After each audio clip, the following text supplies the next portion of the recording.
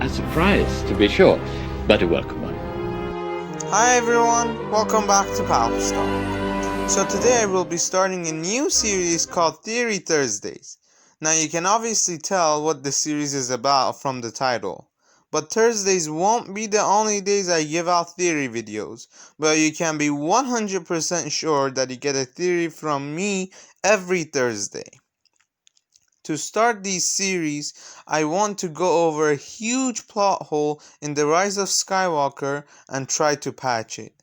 But before that, I want to say that JJ is a great director, but writing Palpatine for episode 9 had very big problems. So in this video, I want to use one of my theories to patch the hole that was made for Palpatine.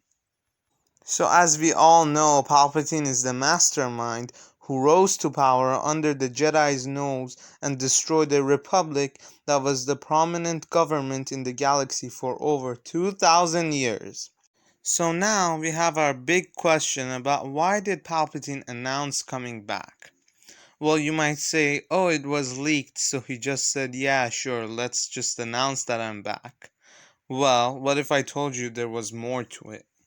Palpatine was the guy who lived a double life, and only a handful of people knew who he truly was during the era of the Republic and his own reign of power.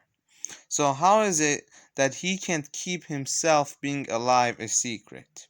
I mean, he could have just choked the spy across the galaxy like we saw him do with Dooku. Then, after the spy reveals Palpatine is alive, he decides to come out and announce his return, giving a time frame of when he will attack. I mean, when you think about it, Palpatine just could have sent out his fleet out of nowhere and take the New Republic by surprise, taking over the galaxy easily. After 30 years of planning and preparing a fleet, why did Palpatine announce it? Well, that's because in the 30 years that he had spent in hiding, the New Republic and Luke Skywalker were at work ruining people's image of Palpatine and showing them his true identity. Unlike most villains, Palpatine has always lived a double life, helping him control the galaxy and destroy his enemies while being seen as a public hero. But that just simply won't work anymore. Everyone knows Palpatine is an evil Sith Lord who oppressed the galaxy during his reign of power. So even if his fleet comes out of nowhere and defeats the galaxy, resistance will be stronger than ever because now everyone has been shown by the New Republic Palpatine's true image. So he might be able to take control of the galaxy for a while, but it won't be permanent. He announces his return to the galaxy to make a scene and to make sure that everyone knows that he is alive, now that the info has been supposedly leaked, even though he allowed it to be leaked. So he took 30 years to build a huge army just to make a final legendary battle. But what is the point of one final legendary battle? You see, at this point in time, if anyone says Rey in the galaxy, not many people are going to know this name. So Palpatine is going to build a reputation for Rey during one final legendary battle, while all the forces of evil are destroyed and Rey saves the galaxy from the evil emperor who was returning to oppress the galaxy. Alright, now let's fast forward to the plan in action. Rey comes to Palpatine and he offers her the throne. She refuses, and then Palpatine asks her to kill him. So the anger will open her body for Palpatine's spirit to take over and transfer his essence. She doesn't do that.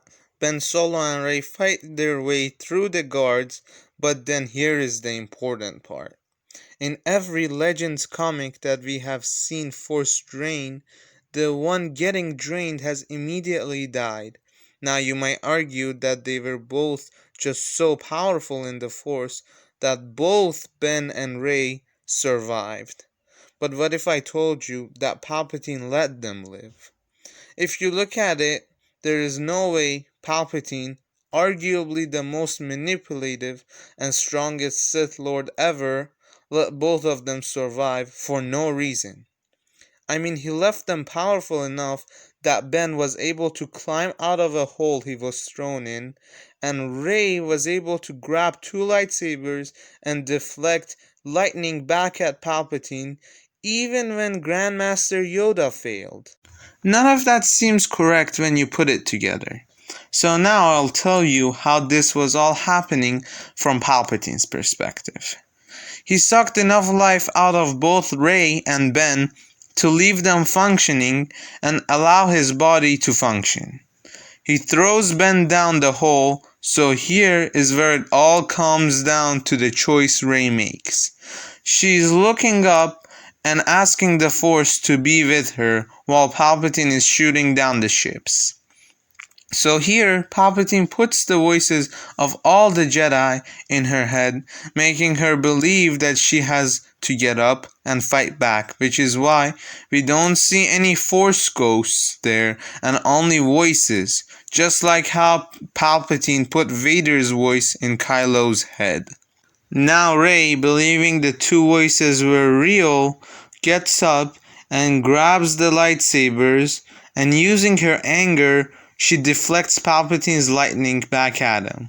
Now here, Palpatine could have easily finished her off by simply choking her because she was too weak to raise a force shield. But Palpatine killed himself, leaving Rey's body to be taken over by him. This transformation is complete when Ben comes up and supposedly saves Rey, even though he had just healed Palpatine's new body. Now Palpatine has a new body who is the galaxy's hero, but to even further her reputation, we visit the Tatooine scene, where he torments his old apprentice for the last time by burying his lightsaber in sand, and then takes on the name Skywalker, giving his new body even more credibility because the name Skywalker reminds people of General Skywalker, the poster boy of the Jedi Order, who was the hero of the Clone Wars, and even more recently, Luke Skywalker, the guy who saved the galaxy multiple times from the Emperor, Vader, and the Death Stars.